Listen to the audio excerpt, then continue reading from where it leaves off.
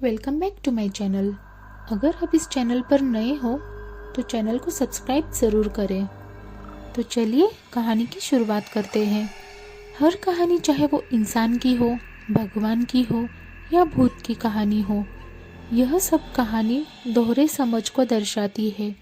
एक समझ वह जिस रूप में व्यक्ति कहानी को समझते हैं तथा दूसरी वेशभूषा में जो कहानी असल में समझाना एवं बतलाना चाहती हो। ऐसी ही एक भूत की कहानी आपको डराने के लिए प्रस्तुत की जा रही है।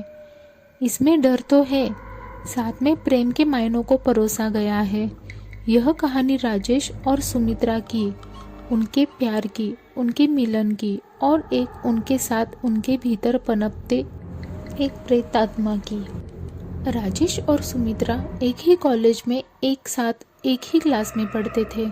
राजेश अपने पिता की तरह राजनीति में बेहद रुचि रखता था और कॉलेज में छात्र नेता में सबसे प्रबल नाम था।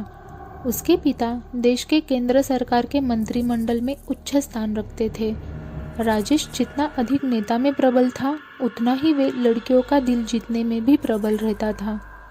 उसकी छवि पूरे कॉलेज में बेहद उत्तीर्ण पद पर रहती थी। वे पढ़ाई के साथ खेल में भी अव्वल रहा। जब भी किसी भी शख्स को कॉलेज में कोई भी मुसीबत से सामना करना पड़ता, उसका हल मात्र राजेश के पास होता था। राजेश का दिल नेतागिरी के अलावा किसी अन्य पर भी केंद्रित रहा। उस केंद्र का नाम सुमित्रा था। सुमित्रा भला की खूबसूरत थी। वे अंग्रेजी डिक्शनरी में ब्यूटीफुल शब्द का सबसे प्रमुख व्याख्यान करती थी। शर्मीली स्वभाव की, भोली सी सूरत ओढ़े सुमित्रा प्रेम की एक अलग प्रस्तुति पेश करती थी जो बेहद प्यारी थी। सुमित्रा मन ही मन राजेश को चाहती थी, लेकिन वह कह नहीं पाती थी क्योंकि उसे यह डर था कि राजेश मना न कर दे, क्योंकि राजेश बेहद अमीर घर से था और वही सुमित्रा एक सामान्य परिवार की बेटी थी। एक दिन सुमित्रा कॉलेज से घर की ओर जा रही थी। रास्ते में उसे राजेश मिला। दोनों की नज़रें एक दूसरे को देखने लगी, जैसे कई जन्मों की बात कर रहे हो। फिर कुछ मिनटों के बाद दोनों ने एक दूसरे से नज़र हटाई और नीचे की ओर झुकाई। राजेश बाइक पर अलग दिशा निकल रहा था और वही सुमित्रा अलग दिशा। दोनों एक दूसरे से काफ़ी दूर हो गए थे। तभी सुमित्रा को कुछ लोग छेड़ने लगे जो कॉलेज के ही थे। सुमित्रा काफ़ी घबरा गई और वहाँ से तेज रफ्तार में दौड़ने लगी। राजेश को अचानक से सुमित्रा के पास कोई काम याद आ गया।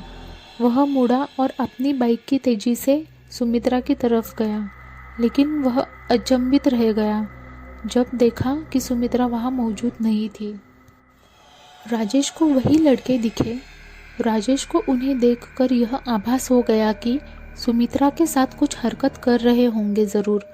वो वही रुका रहा और उन लड़कों से बात करके उन्हें सभी को भेज दिया। कॉलेज के सब लड़के राजेश से डरते थे क्योंकि वह किसी के साथ भी अन्याय नहीं सहन कर सकता था। जैसे ही वह गए, राजेश ने सुमित्रा को ढूंढने की कोशिश करी, लेकिन वह काफ़ी देर तक नहीं मिली। परंतु जैसे ही वह वापस जा रहा था, उसको कुछ रोने की आवाज़ आने लगी। यह आवाज़ एक गली से आ रही थी। राजेश ने उस गली की तरफ मुड़कर देखा तो सुमित्रा को पाया। सुमित्रा काफ़ी भयभीत थी। राजेश ने उसे अपनी बाहों में ले लिया और उसे भरोसा दिलाया कि वह उसे कुछ नहीं होने देगा। समय बीतने लगा और दोनों के प्रेम को अब नए रिश्ते की डोर बांधने की बातें होने लगी। सुमित्रा और राजेश दोनों का विवाह होना नक्की हुआ। सुमित्रा ने बताया वह अनाथ है, उसका कोई नहीं, वही अकेली रहती है घर पर। इस पर कईयों ने राजेश के घर से आपत्ति दर्ज करी, लेकिन राजेश का सुमित्रा के प्रति प्यार देखकर वह शादी के लिए राजी हो गए। उनकी ज़ोरों शोरों में शादी संपन्न हुई। दोनों एक दूसरे में बेहद खुश थे। 3 अगस्त इस तारीख का प्लान बनाकर दोनों हनीमून मनाने हिमाचल प्रदेश के शहर कसौली पहुँचे। कसौली के प्रसिद्ध रेस्टोरेंट कसौली पैरासाइड में अपने प्यार भरे क्षण बिताने के लिए वे वहाँ के मैनेजर से एक कमरा लेते हैं। राजेश ने सुमित्रा को कमरा चुनने के लिए कहा। वह रेस्टोरेंट 5 मंजिला था। सुमित्रा ने सुझाव दिया कि कमरा तीसरे मंजिल पर ही लेंगे। ऐसा उसने इसलिए कहा था क्योंकि रेस्टोरेंट के तीसरे मंजिल से पहाड़ों का बेहद मनमोहक दृश्य नजर आता था। इसी कारण तीसरी मंजिल के कमरे महंगे भी होते थे और जल्दी फुल भी हो जाते थे।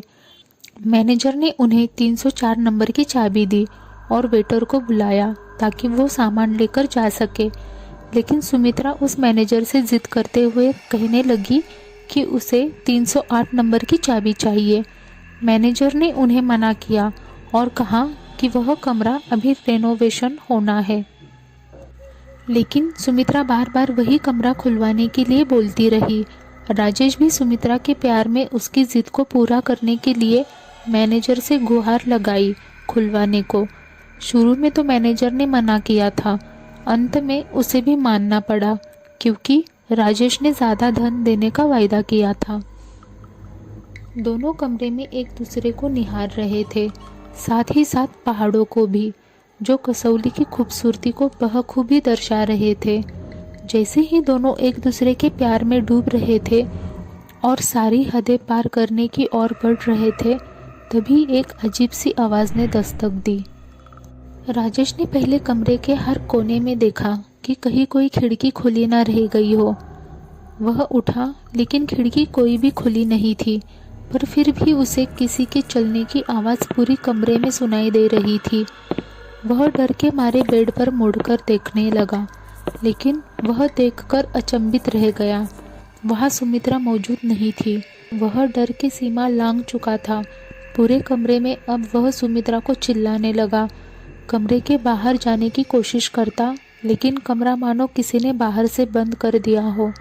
यह पहली बार था कि राजेश डर के मारे रोने लगा हो। अचानक उसे कमरे के बाथरूम से पानी की आवाज़ आती है। वह दौड़ते हुए बाथरूम की तरफ पहुंचता है। जैसे ही वह उधर पहुंचता है, पानी की आवाज़ बंद हो जाती है। राजेश, जानू कहाँ ढूंढ रहे हो मुझे? आओ मेरे पास। सुमित्रा की आवाज़। राजेश देखता है कि सुमित्रा बालकनी में खड़ी हुई है।